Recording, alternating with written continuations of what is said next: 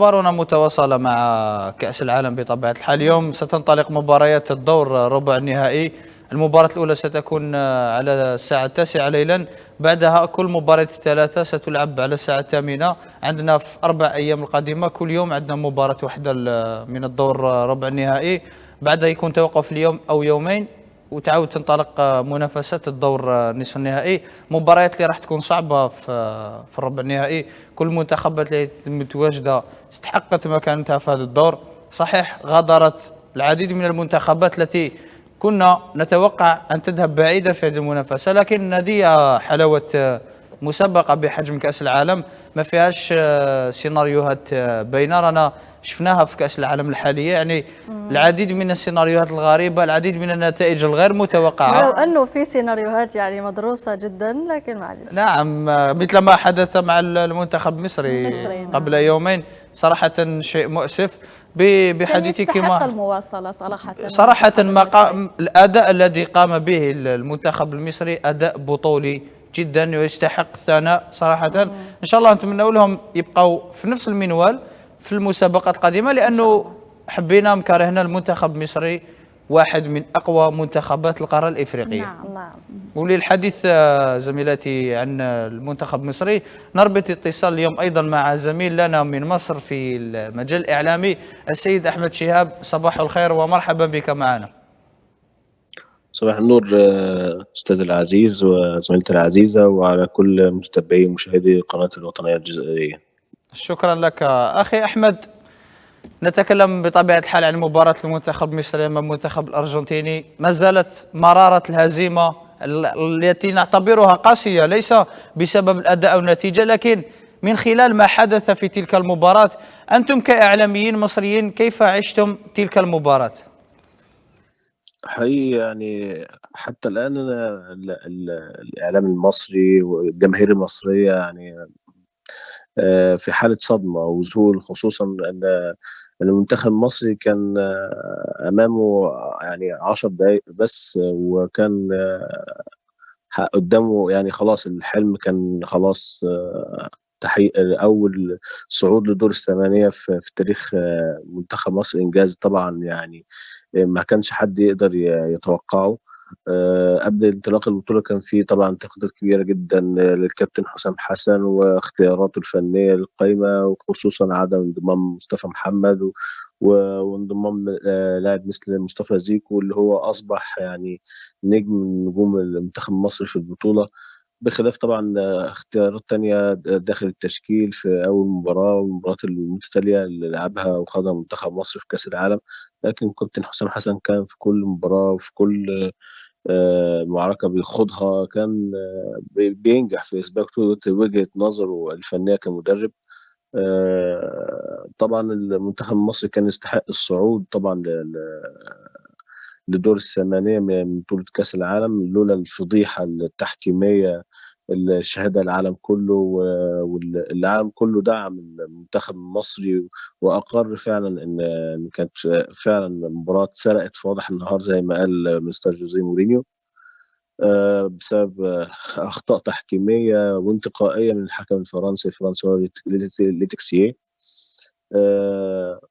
طبعا يعني حتى الآن الشعب المصري يعني عايش حالة من الحزن والاكتئاب، خصوصا ان كان منتخب الجماهير المصريه كانت نفسها وتمنى نفس ان احنا نصعد الدور الثمانيه، ويعني فاضل 10 دقايق والناس بدات تفكر في دور الثمانيه وتقول هنواجه مين، سويسرا وكولومبيا، خصوصا كمان بعد ما الماتش بتاعنا انتهى وعرفنا كمان نتيجه سويسرا وكولومبيا وعرفنا ان سويسرا صعدت. فالجماهير المصريه كانت شايفه ان كانت ممكن فرصتنا تبقى كويسه كمان قدام سويسرا ونقدر ننجح ونحقق انجاز لافريقيا والعرب في كأس العالم ونصعد دور نص النهائي. كان أمامنا فرصة كبيرة جدا لتحقيق إنجاز. طبعا يعني لسه قدامنا 4 سنين إن شاء الله منتخب مصر يبني على المكاسب الإيجابية اللي خرج منها من البطولة دي. وطبعا أولها طبعا اتحاد الكرة المصري أعلن امبارح إن موافقة مجلس إدارة اتحاد الكرة برئاسة الباشمهندس هاني بريدة على تجديد عقد واستمرار الكابتن حسام حسن، وده أول قرار صح في طريق إعداد يعني منتخب مصر بشكل أفضل وطبعًا هيبقى في تغييرات كتيرة جدًا، خصوصًا إن المنتخب المصري متوسط أعماره متوسط أعمار أكبر في البطولة، وفي لعيبة ممكن مش هتبقى موجودة مع المنتخب الفترة اللي جاية لو ربنا أراد وأكرم إن شاء الله إن إحنا نعود لكأس العالم، وهذا المعترك الدولي الكبير في 2030. إن شاء الله. فطبعًا إحنا يعني حتى الآن يعني الحزن لسه يعني في قلوبنا، وكنا بنمني نفس إن إحنا نصعد، لكن طبعًا يعني أمور عديدة منها يعني أخطاء التحكيمية والفساد اللي شُفناه يعني في المباراة، والتحيُّز الكبير للمنتخب الأرجنتيني في قارات عديدة خلال المباراة، كأن الفيفا عاوزة والشركات الراعية عاوزة ميسي والمنتخب الأرجنتيني يبقى في النهاية بأي طريقة على حساب أي منتخب، خصوصًا المنتخبات الأفريقية اللي أعتقد كابتن حسام كان يعني عنده حق لمّا رفع علامة العنصرية، في تحيُّز كبير جدًا ضد المنتخبات العربية والأفريقية. صعب بالنسبة للفيفا أو المنتخبات الأوروبية واللاتينية إن منتخب أفريقي يقدر يحقق إنجاز على حسابهم. أعتقد إن البطولة يعني النسخة دي فيها مشاكل كتيرة جدًا، وأعتقد إن هي آآ العديد من نجوم الكرة العالمية وخبراء الكرة العالمية شايفين إن البطولة دي هي الأسوأ على مدار تاريخ بطولات كأس العالم. زميلي أحمد، قبل أن نتحدث عن المدرب حسام حسن وتجديد عقده، هناك أخبار تقول بأن الاتحادية المصرية لكرة القدم قررت رفع شكوى لدى الفيفا بسبب الحكم لتكسي الفرنسي وإمكانية إيقافه لغاية نهاية كأس العالم. هل تؤكد هذا الخبر أم تنفيه؟ فعلًا طبعًا ده اللي حصل. اتحاد الكورة بعد المباراة مباشرةً أصدر بيان إن هو قدّم بشكوى رسمية للفيفا ضد الحكم الفرنسي، وأكد إن قراراته الخاطئة وتحيُّزه وانتقائه لقارات معيّنة على حساب المنتخب المصري أثّرت على نتيجة المباراة بشكل كبير، وطبعًا يعني كان قدّام بيان عيان قدّام الجماهير وقدّام شاشات ال ال ال ال التلف الت التلفاز جماهير الكرة العالمية ونجوم الكرة العالمية واستوديوهات التحليلية في كل دول العالم شافوا الفضيحة التحكيمية اللي اتسبب فيها الحكم فرانسوا ليتكسيه. آآ طبعًا إحنا عملنا اللي علينا، وأعتقد يعني اتحاد الكورة عمل اللي عليه من موضوع الشكوى، لكن أعتقد إن الفيفا مش هيعمل أي حاجة، مش هيبقى في قرار باستبعاد الحكم، و ولا طبعًا يعني هيغلطوا نفسهم زي ما بنقول إحنا كده في مصر. ده اعتقادنا، بس إحنا عملنا اللي علينا، إحنا نقدّم شكوى ونثبت حقنا إن إحنا اتظلمنا ومنتخب مصر كان أحق من المنتخب الأرجنتيني بطل نسخة 2022 إن هو يتأهّل للدور الثمانية، لكن أعتقد إن الفيفا لن يفعل شيء، خصوصًا إن إحنا شُفنا برضه قرارات غريبة منها القرار بتاع لاعب منتخب أمريكا اللي عاد بعد طرد. ففي قرارات أعتقد يعني قرارات عجيبة وغريبة في النسخة الحالية، و وأنا أتمنى يعني المنتخب المصري يتجاوز هذه المحنة، والجماهير المصرية كلّها ثقة في الكابتن حسام حسن إن شاء الله، اللي إحنا هنبقى أفضل، والمنتخب المصري هيبني على اللي عمله في بطولة كأس العالم، ويبقى عندنا منتخب قوي. الحمد لله الكابتن حسام حسن أعاد الروح للمنتخب، أعاد التفاف الجماهير المصرية حول المنتخب الوطني. فإن شاء الله نستثمر كل ده مع طبعًا ظهور لاعبين مميزين عديدين أمثال مصطفى زيكو وهيثم حسن ونجوم ومصطفى شوبير طبعًا الحارس المتألق. إن شاء الله نبني على المنتخب الفترة اللي جاية ونقدّم كورة كويسة إن شاء الله ونواصل المسيرة بإذن الله. إن شاء الله. لكن خليني نطرح لك سؤال: هل نستطيع القول بأن المنتخب المصري راح ضحية الوقوف مع القضية الفلسطينية، خاصة في الندوة الصحفية التي سبقت المباراة لحسام حسن؟ طبعًا حقيقي يعني أنا كنت شايف الموضوع ده سبب من أسباب الخسارة أمام الأرجنتين. طبعًا إحنا عارفين كويس جدًا الكابتن حسام حسن مش أول مرّة يعني يدافع عن القضية الفلسطينية. حسام حسن معروف بحبه وعشقه لفلسطين زي وزي أي كل مصري مؤمن بالقضية الفلسطينية ومتضامن مع اخواتنا في الدم والدين، الشعب الفلسطيني الأبي وأهل قطاع غزة المظلومين أمام العالم كله، وأمام والصامتين على مجازر الآلة الصهيونية، آلة الحرب الصهيونية. طبعا الجماهير المصرية كلها شايفة إن إحنا الحمد لله حتى لو خسرنا بس إحنا كسبنا يعني. كابتن حسام حسن كسب حب الجماهير الفلسطينية والعربية والمصرية. احنا شايفين ان احنا خدنا كاس العالم في الدفاع عن القضيه الفلسطينيه حتى لو احنا ما صعدناش دور الثمانيه. خصوصا يعني معروف يعني ان المنتخب الارجنتيني حتى لو الشعب الارجنتيني فيه عدد كبير يعني مؤمن بالقضيه الفلسطينيه بيدافع عنها، لكن الاداره الارجنتينيه على راسها طبعا الرئيس خافير ميلي الرئيس الارجنتيني معروف جدا بولائه للكيان الصهيوني والبطوله على ارض امريكا. فطبعا يعني هتبقى اولويه كبيره جدا يعني ان المنتخب الارجنتيني يكمل، وخصوصا لو احنا كنا متابعين بعد تصريحات كابتن حسام حسن في الدفاع عن فلسطين. كان في مقابلها هجوم كبير جدا من الاعلام والصحافه الصهيونيه على الكابتن حسام حسن، ووزير الخارجيه اللي طالب وزير الخارجيه الصهيوني اللي طالب المنتخب الارجنتيني ان هم يفوزوا بكاس العالم، والاحتفالات اللي خرجت في دولة الكيان بعد فوز الأرجنتين على مصر. فطبعا كله كان واضح يعني بيان عيان إن كان في أمور مسيسة في المباراة دي. ما كانتش كورة بس، كانت أمور عديدة منها ميسي مدلل الفيفا والشركات الراعية، ومنها تضامن كابتن حسام حسن مع فلسطين.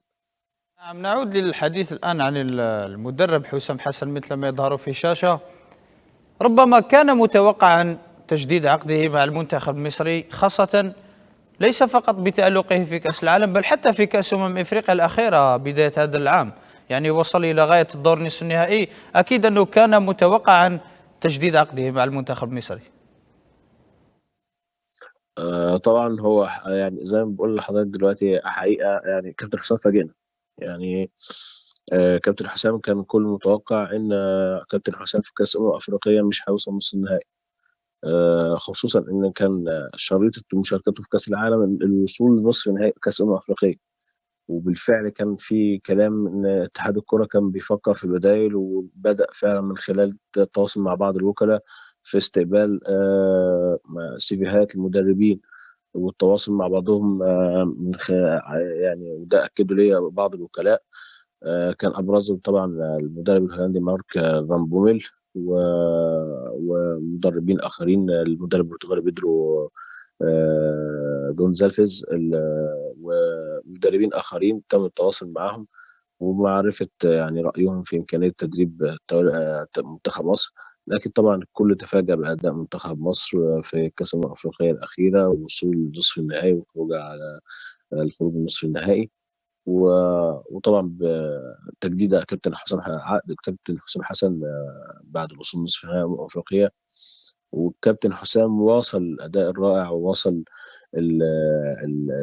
الجرينتا القويه اللي بيقدمها المنتخب المصري في كاس العالم. واعتقد ان هو يعني حقق انجاز ما حققوش اي مدرب وطني ولا اجنبي تاني قبل كده في تاريخ الكره المصريه بالوصول لدور ال 16.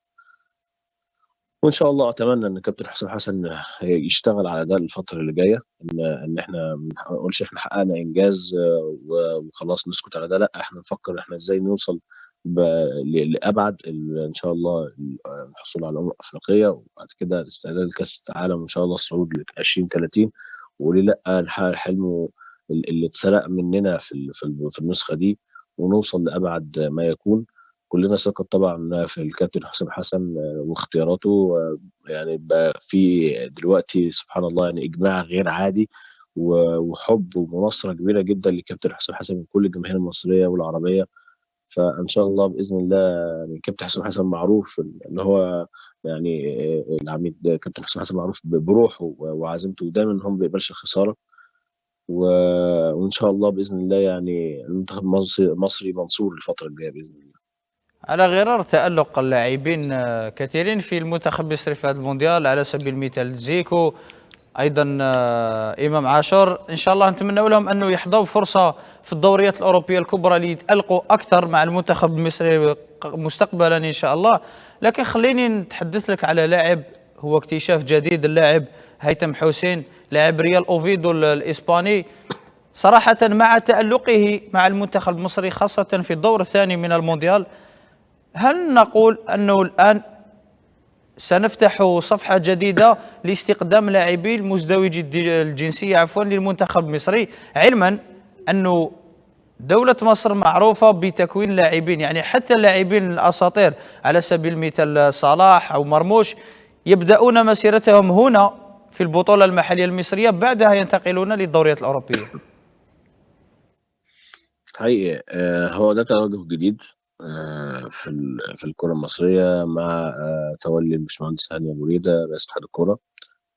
تم تخصيص وإنشاء لجنة جديدة اسمها لجنة متابعة واكتشاف اللاعبين المصريين مزدوجي الجنسية في الخارج، طبعا بقيادة طبعا صديقي العزيز كابتن وسيم أحمد، اللي نجح بشكل كبير جدا في يعني جلب هيثم حسن ونجم ريال اوفيدو الاسباني، واقناعه باللعب المنتخب المصري، ودوره طبعا كابتن حسام حسن والجهاز الفني المعاون قدروا يعني ينجحوا في تسجيله وان هو ينضم لمنتخب مصر ويشارك في بطولة كأس العالم ويظهر بأداء يعني أكثر من رائع.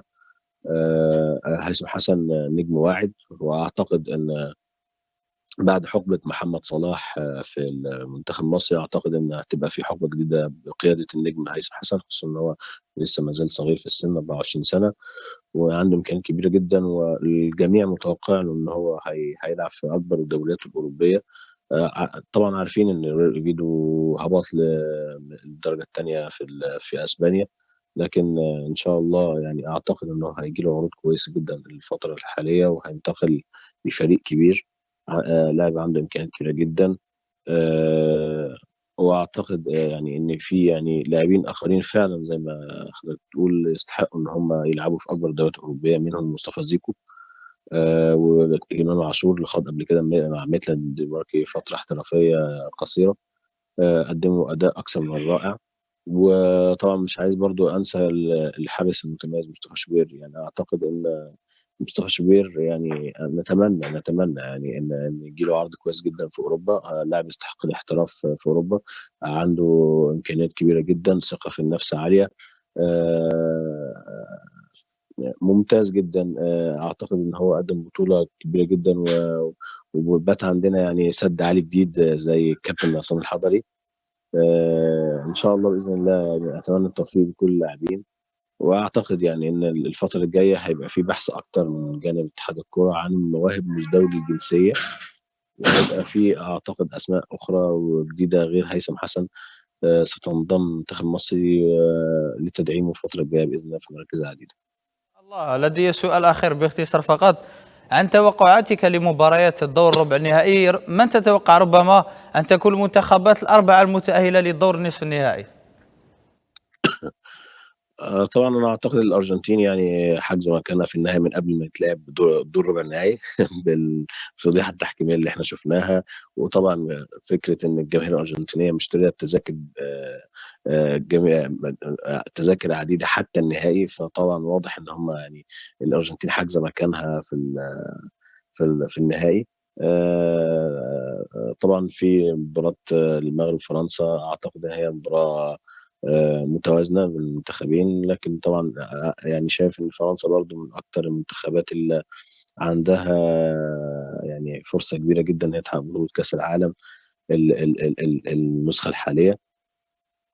بالنسبة لماتش انجلترا والنرويج، اعتقد ان النرويج هي مفاجأة البطولة، اعتقد ان هي ممكن تكسب انجلترا وتتأهل. فالمباراة يعني اعتقد ان في فرق، يعني اعتقد ان النرويج ممكن تعمل مفاجأة كبيرة جدا برضو ويعني تتأهل ليه لأ نشوفها في النهائي بقيادة هالاند. منتخب قوي، منتخب متماسك، عنده لاعبين مميزين بخلاف هالاند، مقدم بطولة على أعلى مستوى. فأعتقد يعني إن مباريات دور ربع النهائي هتبقى مباريات مثيرة جدا يعني. أيضا هناك مباراة أخيرة بين إسبانيا وبلجيكا، من ترشح فيها؟ اسبانيا وبلجيكا طبعا المنتخب الاسباني يعني انا بشجع المنتخب الاسباني بصراحه في البطوله دي بعد خروج منتخب مصر. المنتخب الاسباني يعني يعني اعتقد المنتخب الاسباني يعني خصوصا ان الدوري الاسباني من اكثر الدول الممثله للقضيه الفلسطينيه. فانا من الناحيه دي انا يعني لو هيبقى في منتخب اوروبي منافس على البطوله فانا اعتقد ان انا يعني هبقى اكبر داعم للمنتخب الاسباني، بيقدم كره مميزه. عنده نجوم مميزين طبعا زي يمين لامال، ولاعبين اخرين طبعا مميزين، ومدرب ممتاز ديلفوينتي. فاعتقد ان فرصه اسبانيا اعلى من بلجيكا طبعا. فممكن يعني يبقى الدور نصف النهائي هيبقى الارجنتين، اسبانيا، فرنسا، واعتقد النرويج.